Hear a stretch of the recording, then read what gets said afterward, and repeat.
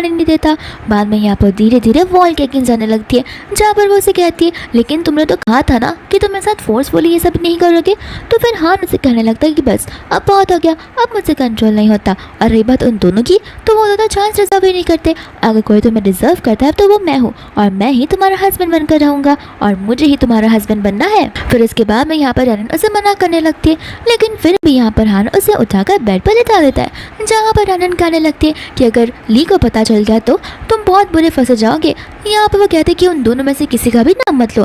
और यहाँ पर धीरे धीरे वो अपने कपड़े को अनड्रेस करने लगता है एंड रैनन से बोलने लगता है कि देखो, जब तक तुम मुझे प्यार करोगी तब तक मैं तुम्हें एकदम अच्छे से ट्रीट करता रहूँगा, ये मेरा वादा है।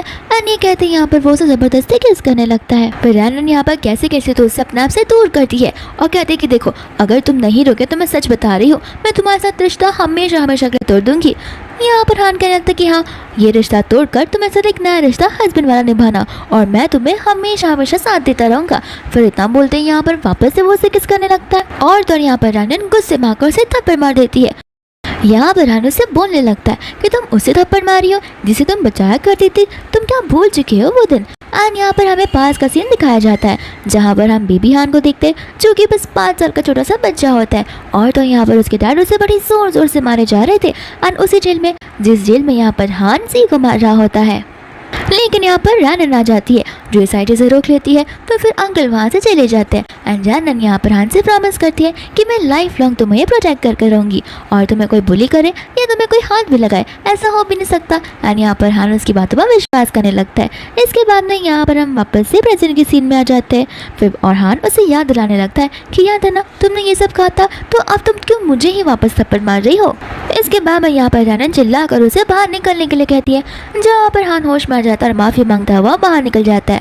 रैनन यहाँ पर सोचने लगती है कि क्या आप अपनी पूरी ज़िंदगी इसी घर में इन तीनों लोगों के साथ ऐसे निकालने वाली हो, तो तुम्हें पूरी की पूरी पागल ही हो जाऊंगी। एंड यहाँ पर वो बहुत ज़्यादा टेंशन में आ जाती है और सोचने लगती है कि मुझे कुछ ना कुछ रास्ता तो निकालना ही होगा। इसके बाद में यहाँ पर सुबह हो जाती है, जहाँ पर ली ब्रेकफास्ट वाले डाइनिंग एरिया में होता है। तो फिर इतने में यहाँ पर रैनन जाने लगती है।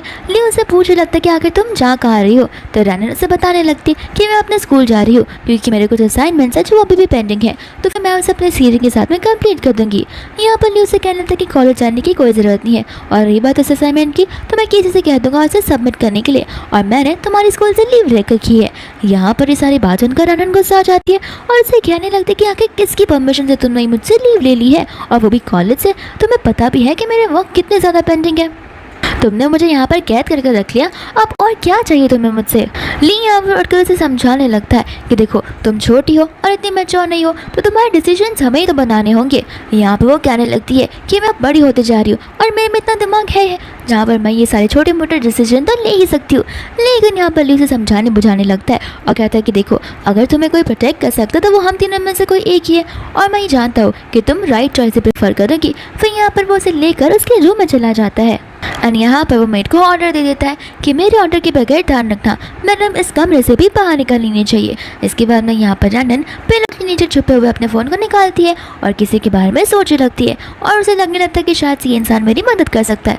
तो फिर यहाँ पर वो चुपके से अपने कमरे से निकलने लगती है एंड यहाँ पर धीरे धीरे वो बेसमेंट की ओर आ जाती है, जहाँ पर जी को बेहोश पाती है। फिर यहाँ पर आके वो उसे उछालने की बड़ी कोशिश करती है एंड फाइनली यहाँ पर जी की नींद खुल जाती है, जहाँ पर वो उसे कहता है कि सचमुच तुम यहाँ पर मुझे बचाने आई हो या फिर मैं कोई सपना देख रहा हूँ। रैनन कहते हैं कि बकवास बातें करना बंद करो, मैं यहाँ से तुम्हें जाने दूंगी, और हाँ, तुम सही कह रहे थे, मैं इन तीनों में से किसी एक के साथ भी बिल्कुल नहीं रह सकती, और मैं तुम्हें यहाँ पर से भगवा कराऊंगी। लेकिन हाँ, मेरी एक कंडीशन है, जब मैं तुम्हें यहाँ से छुड़वा दूंगी उसके बाद जब तुम बाहर जाओगे तो तुम पूरा 100% दोगी मेरी जान बचाने के लिए और मुझे यहाँ से सीधा अब्रॉड भेजने के लिए।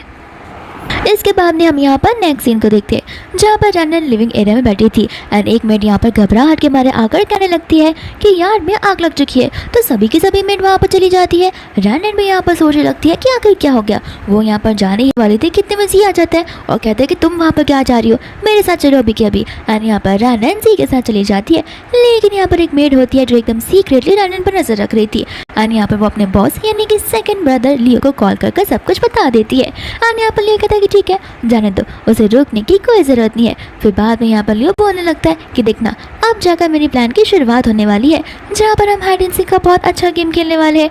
मेरी बहना यानी कि रनन को तो पता भी नहीं होगा कि मैंने उसके लिए कितने कुछ सीक्रेट सरप्राइजेस ऑर्गेनाइज करके रखे हैं। फिर बाद में यहाँ पर जियो से लेकर एक विला में आ जाता है, लेकिन यहाँ पर बाद में वो देखने लगती है अपने सेकंड ब्रदर को और सोचती कि आखिर क्या इसे सब कुछ पता चल गया और क्या अभी जबरदस्ती मुझे यहाँ से ले चला जाएगा।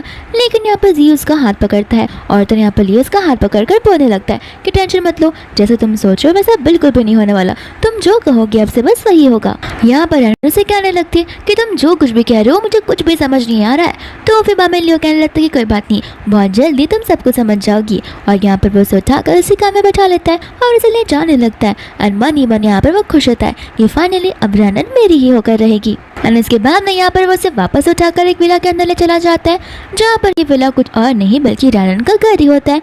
रनन यहाँ पर सोचने लगती है कि क्या आप लोग यहाँ पर मुझे अकेला लॉक करेंगे। और यहाँ पर वो उसे माफ़ी मांगती है एंड कहते हैं कि प्लीज़ मुझे वापस घर ले चलो, मैं प्रॉमिस करती हूँ कि मैं अभी वापस नहीं भागूंगी, प्लीज़ मुझ पर भरोसा कर लो। यहाँ पर वो उसे समझाने लगता है कि देखो तुम्हें घर पर रहने की कोई ज़रूरत नहीं है और मैं तुम्हारे साथ कुछ